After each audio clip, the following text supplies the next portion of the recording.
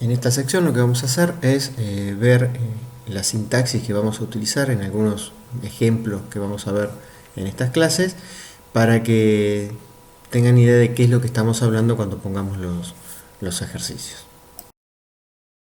Como ya hemos mencionado anteriormente, un programa concurrente está formado por un conjunto de programas secuenciales. Cada uno de esos procesos o programas secuenciales que van a formar el programa concurrente puede expresarse con tres clases de sentencias o instrucciones. ¿Bien? Las asignaciones, las estructuras de alternativa, como el if, y las estructuras de iteración, como puede ser la repetición con el for o la condicional con el while. Además de todo esto, vamos a requerir en los programas concurrentes de alguna manera de expresar cuáles son las partes, los procesos que se ejecutan al mismo tiempo. ¿Bien? Para eso vamos a ver dos formas diferentes de manejarlo y ver cuál es la que manejaríamos nosotros en particular en la práctica. En la parte inferior lo que vamos a ver es un ejemplo de cómo se declaran las variables en sí y cómo tanto variables simples como matrices, arreglos o cualquier otro vector de distintas dimensiones.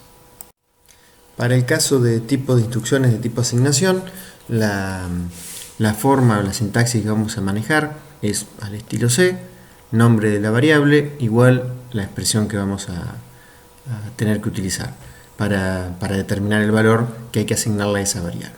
¿Bien? Podemos poner expresiones, podemos poner constantes, podemos hacer llamados a funciones, etc. En la segunda línea también vemos cómo podemos asignarle un valor a un elemento particular de un vector o de una matriz, o cómo podemos llamar a distintas funciones y el resultado de esa expresión devolverlo o ponerlo dentro de una variable. Lo único más novedoso o nuevo que podemos llegar a utilizar son las dos instrucciones inferiores, que es el swap, que me permite intercambiar los valores de dos variables. Una vez que termine esa función, en B1 queda el valor que tenía B2 y en B2 queda el valor que estaba en B1. ¿Bien? Va a haber uno o dos ejemplos que veamos que utilicen esa función, no mucho más que eso, y les recomiendo que ustedes no las utilicen en la práctica para evitar confusiones por la sintaxis que pueden no llegarse a ver algún dos puntos o alguna cosa por el estilo. ¿Bien? Esto es nada más que para evitar tener que hacer la burbuja habitual que tenemos que hacer para poder intercambiar los valores de dos variables. Y la otra que sí vamos a utilizar más seguido es la función, la sentencia skip, que en realidad no hace nada. ¿Bien? Es una función que no utiliza procesador, no produce ningún cambio, no genera nada. Únicamente se utiliza para completar las estructuras de control. Si tenemos una estructura de control, por ejemplo, como un while, y si necesitáramos que sí o sí tenga algún conjunto de sentencias a ejecutar, bueno, deberíamos poner esta función que en realidad no hace nada. Nada más completa lo que sería la estructura de control. Bien. Para las estructuras de control de alternativa, obviamente vamos a manejar las distintas opciones de los if, con la sintaxis común de C o de Pascal o de cualquier lenguaje por el estilo, mientras quede claro, tanto el if sin else como con else. ¿Bien? Y además tenemos lo nuevo, lo novedoso, lo diferente, es justamente el segundo grupo, el segundo punto, que habla de las sentencias alternativas múltiples. ¿Bien? Esto lo que tiene es un if que va a tener varias opciones booleanas o condiciones booleanas, cada una de ellas asociada a un conjunto de sentencias que deben ejecutarse. ¿Bien? Esto no es lo mismo que un case o un switch, dependiendo del lenguaje, ya que en el case o el switch la evaluación se hace de acuerdo al orden en que van apareciendo las opciones booleanas. Acá no. El funcionamiento es diferente, es justamente para poder darnos ese no determinismo que de por sí deberían tener los programas concurrentes. ¿Bien? ¿Cómo funciona este if? Lo primero que hace es evaluar todas las condiciones booleanas, la B1, B2 hasta Bn, y de aquellas condiciones booleanas o de aquellas opciones donde la condición booleana es verdadera, elige una en forma no determinística, forma aleatoria. ¿Bien? Y de esa que eligió, ejecuta el conjunto de sentencias que está asociado con esa opción. ¿Bien? Y ahí, una vez que terminó de ejecutar eso, termina el if. ¿Bien? Si cuando chequea todas las condiciones booleanas todas son falsas, entonces directamente sale del if sin hacer nada más. ¿Bien?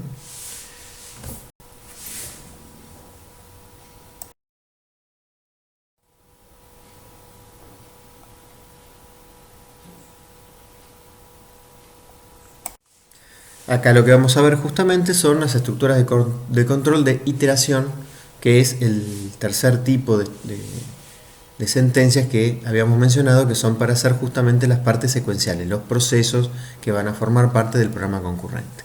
Bien, como siempre vamos a poder utilizar el while con una condición y un conjunto de sentencias, vamos a poder usar el for que utilicemos habitualmente en cualquiera de los lenguajes, mientras quede claro cuáles son los límites y cuál es el cuantificador, y si esos límites están incluidos o no dentro de las iteraciones que hay que ejecutar. Bien. Pero lo que vamos a ver acá también es una serie de otras opciones. Bien. El segundo punto es un for all. Actúa de la misma manera que los for común que habitualmente utilizamos. Podemos tener en este caso más de un cuantificador. Fíjense que en el ejemplo que está en ese punto tenemos dos cuantificadores, i y j. Lo que va a hacer el for justamente es iterar por todas las posibles combinaciones i y j dadas por los límites que están ahí. En ese ejemplo en particular vamos a ver que para el valor de i igual a 1 vamos a tener j igual a 2, j igual a 3, j igual a 4, así hasta la n. Luego recién se incrementa el valor de i a 2, y ahí tenemos j3, j4, j5 y así hasta la n. ¿Bien? Y una de las cosas que tiene justamente que se le agrega en este for all es la cláusula st, que nos indica que para que esa combinación, en ese caso de i y j, se pueda ejecutar la iteración correspondiente, entonces se tiene que cumplir la condición dada por la cláusula st. ¿Bien? Si la condición esa se cumple para esa combinación de i y j, entonces se va a ejecutar en ese caso el código correspondiente a las sentencias que había que hacer dentro del for. Si para esa combinación no se cumple la condición, entonces en esa iteración no se ejecuta nada y se pasa directamente a la siguiente. Y la otra estructura que vamos a agregar justamente es de las sentencias alternativas iterativa múltiple. ¿Bien? Es lo mismo que habíamos visto, o muy parecido, mejor dicho, lo que habíamos visto con el if de múltiples alternativas recién. Lo único que acá lo que va a hacer es iterar sobre esa estructura. Bien, en vez del if vamos a utilizar el do. También vamos a tener distintas alternativas donde cada una tiene una condición booleana y un conjunto de sentencias, y la forma de funcionar es semejante a lo que vimos antes. Bien, se evalúan todas las condiciones booleanas. De todas aquellas condiciones booleanas que son verdaderas, en forma no determinística se elige una, se selecciona una y se ejecutan las instrucciones correspondientes a esa alternativa. Bien. La única diferencia que tendría con el if que vimos antes es que el if ejecutaba una sola de esas opciones y terminaba su ejecución.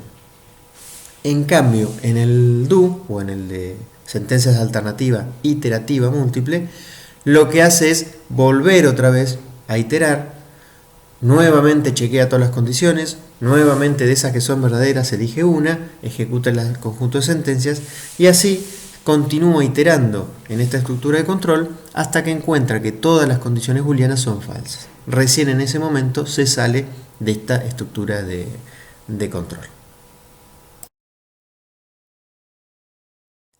Acá lo que vamos a ver es una serie de ejemplos de esta última sentencia que habíamos visto. ¿Bien? En el primer caso tenemos tres alternativas, tres opciones para el valor de P. Estamos barriendo, supongamos que P es un dato entero, estamos barriendo todos los posibles valores de ese dato. Si P es igual a 0 hacemos algo, si P es menor que 0 hacemos otra cosa, si es mayor que 0 hacemos otra. ¿Bien? Vamos a ver justamente que en ningún momento se puede salir de ese do. ¿Bien? Siempre, no importa el instante de tiempo que sea, de acuerdo al valor de P que tengamos en ese instante, seguro que alguna de las opciones es verdadera y además solo una de ellas. ¿Bien? Porque no se solapan los rangos entre las distintas alternativas. ¿Bien? Entonces en cada instante que entremos al do vamos a tener una única opción válida y seguro que va a haber una opción válida. O sea, nunca vamos a salir de ese do. En el segundo ejemplo, en cambio, si P fuese igual a 2, no tiene ninguna, no la tenemos como una alternativa de ese do, por lo tanto en ese caso se saldría del do sin poder continuar. Bien. En caso de que fuese distinto de 2, si fuese mayor a 2 hace una cosa, si es menor a 2 hace otra. Bien. Tampoco se solapan los rangos, por lo tanto no vamos a tener que elegir entre dos posibles alternativas válidas. El tercer ejemplo, bien, acá es diferente. En este caso tenemos una opción, es si P es mayor que 0, otra es si P es mayor que 3 y otra es si P es mayor que 6. Bien, suponiendo como siempre que son enteros, tenemos cubierto todo el rango de P para P mayor que 0. O sea, de 1 en adelante tenemos cubierto todo el rango. De 0 hacia abajo no lo tenemos. Por lo tanto, si en algún momento toma un valor 0 o menor, entonces se saldría del do y no se continuaría. Bien. Y además vemos que en muchos casos se van a solapar los rangos de las distintas alternativas. Bien. Si el valor fuese de 4 en adelante, vamos a ver que se solapa la primera opción con la segunda. Y a su vez, si fuesen de 7 en adelante, se solapan las tres opciones. Bien. Por lo tanto, en ese caso, en forma no determinística, se decidirá cuál de las opciones es la que se va a elegir. En el ejemplo 4, lo que tenemos es tres posibles alternativas. Es semejante a lo que hemos visto antes. Si es igual a 1, hacemos algo. Si es igual a 2, hacemos algo. Si es igual a 4, hacemos algo. Bien. En este caso, no hay superposición de rangos, como se puede ver a simple vista. Y además hay muchos posibles valores que se pueden tomar que no están contemplados en ninguna de las alternativas. Por lo tanto, en ese caso se saldría del do. Bien. En este caso lo que vemos es algunos ejemplos del uso del for all, que habíamos mencionado antes, que era un poco más completo que el for común que habitualmente utilizamos. Bien. En el primero de los ejemplos nos va a servir para inicializar un vector, ¿bien? Todos con valores ceros en este caso. ¿Bien? Ese ejemplo es igual que un for común y corriente. ¿Bien? El segundo ejemplo nos va a permitir hacer la transposición de una matriz, o sea, transformarla en lo que sería la traspuesta. ¿Bien? Fíjense que ahí lo que tenemos es un for all con dos cuantificadores, i y j, donde lo que vamos a hacer es, a través del cuantificador j, es recorrer una de los triángulos de la matriz. ¿Bien? En cada una de esas iteraciones que vamos a encontrar, lo que vamos a hacer es el swap entre la ubicación, el valor que tenemos en la posición ij y la que tenemos en la posición ji. De esa manera justamente estamos haciendo la transposición de la matriz. Tenemos que recorrer únicamente uno de la triangular inferior o la triangular superior, porque si no volveríamos a dejar todo como estaba previamente. Bien. En el tercero de los ejemplos, lo que nos va a servir ese ejemplo, nada más que esa línea, esa estructura, es para ordenar un vector de menor a mayor. Bien. Fíjense que lo que tenemos también son dos cuantificadores, uno que va desde 1 hasta n y el otro que va desde la posición actual de i más 1 hasta n. ¿Bien? Y lo que hacemos ahí es nada más que, si en esa combinación de ij, de los cuantificadores ij, resulta que el valor que tenemos en la posición i es mayor que el que está en la posición j, entonces en esa iteración sí vamos a trabajar y vamos a intercambiar los valores de ambos elementos. Si la posición de i es el valor que está en la posición i es menor que el que está en la posición j, entonces significa que ya esos dos elementos están ordenados entre sí, por lo tanto no tenemos que hacer el swap, por lo tanto no tenemos que realizar el conjunto de sentencias asociados a ese for all. En este punto es justamente la parte que más nos interesa desde el punto de vista de la programación concurrente. Es cómo definir cuáles son los componentes, los procesos, los pedacitos de código que se van a poder ejecutar en forma concurrente. Desde ese punto de vista tenemos dos opciones, ¿bien? Que básicamente también se relacionan directamente la forma en que trabajan con el uso de concurrencia en memoria compartida y con el uso de concurrencia en memoria distribuida, ¿bien? O pasaje de mensajes. Lo primero que vemos es definir la concurrencia con las sentencias CO. En este caso, lo que nosotros siempre vamos a estar corriendo es un único proceso principal, un único programa, que está ejecutando un único hilo hasta que en un momento necesitamos realizar algo en forma concurrente. En ese momento, dentro del código del programa único que tenemos, ponemos la sentencia CO. En ese instante se generan una serie de hilos diferentes donde cada uno va a ejecutar un pedacito de código. Cuando todos esos pedacitos de código se terminan, volvemos a tener un único hilo y continúa la ejecución, llamémosle secuencial. Si en otro momento de esa ejecución necesitamos nuevamente hacer algo en forma concurrente, podemos volver a llamar nuevamente a la función CO y nuevamente generará distintos hilos y demás. Bien. Tenemos dos maneras distintas de hacer los llamados en esta sentencia CO, que va a depender justamente de si son distintos o no los pedacitos de código que tenemos que hacer en cada uno de los hilos que se generan. Si cada uno de esos hilos tiene que hacer un código diferente, entonces tenemos que hacer el llamado a la sentencia CO como está en el primero de los casos. Bien, ponemos cada pedacito de sentencia, de código, lo que sería el código de cada uno de los hilos, separados entre sí a través de esa doble barra o doble dividido. Bien, ese es justamente el delimitador que nos delimita a dónde termina cada uno de los procesos. Bien, eso, como dije, es cuando tenemos que cada uno de esos hilos va a ser un código diferente.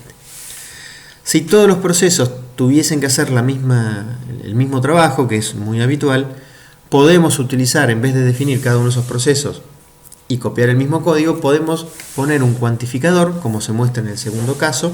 Bien, notemos un CO con un cuantificador i desde 1 hasta n y un código asociado a ese cuantificador. ¿Eso qué significa? Que se van a generar n hilos, donde cada uno de esos hilos va a ser el código que está dentro de las llaves. Bien, en este caso inicializar dos vectores con valor 0.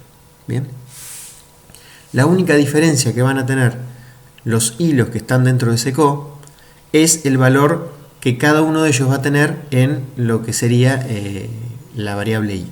Bien, el primero de los procesos que se genera en i va a tener el valor 1. El segundo de los procesos o hilos va a tener el valor 2 y así sucesivamente. Entonces con eso podemos diferenciar cada uno de los procesos que van a estar ejecutando en forma concurrente.